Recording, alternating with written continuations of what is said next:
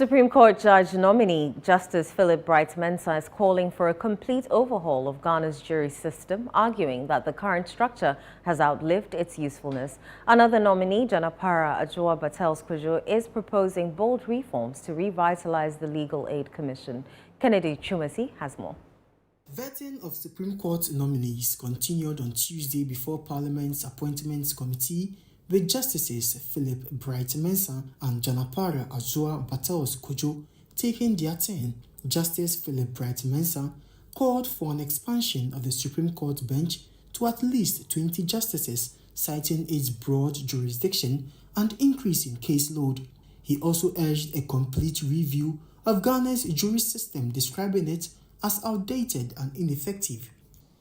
It's our jury system. We inherited this system from our colonial masters, Britain, where they started this system. As I speak, India, some Commonwealth countries like India, Singapore, and South Africa, they have abolished the system. Why? Because it's not functional.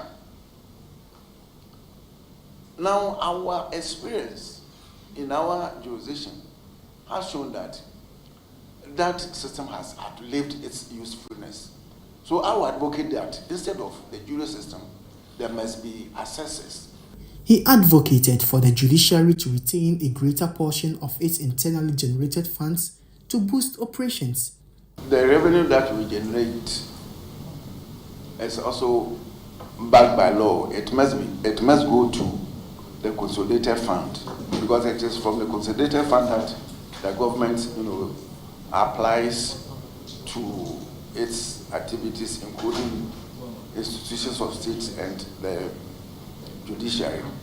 So, to say that the judiciary should retain 100%, I will not advocate for that, but I will say that maybe about 50 or 70% must come to the judiciary. Meanwhile, fellow nominee Janapara Adjoa Batells-Kojo suggested deploying law students to the Legal Aid Commission during their national service. She believes this would strengthen the commission and improve access to legal representation for vulnerable groups. Thing that comes readily to mind in terms of manning or staffing the legal aid, I would say that for fresh lawyers from school, they could be made to do their national service right across the country in legal aid offices. Maybe a certain minimum number posted, or depending on the size of the region and the population, maybe on that level. Where there's more, they need more.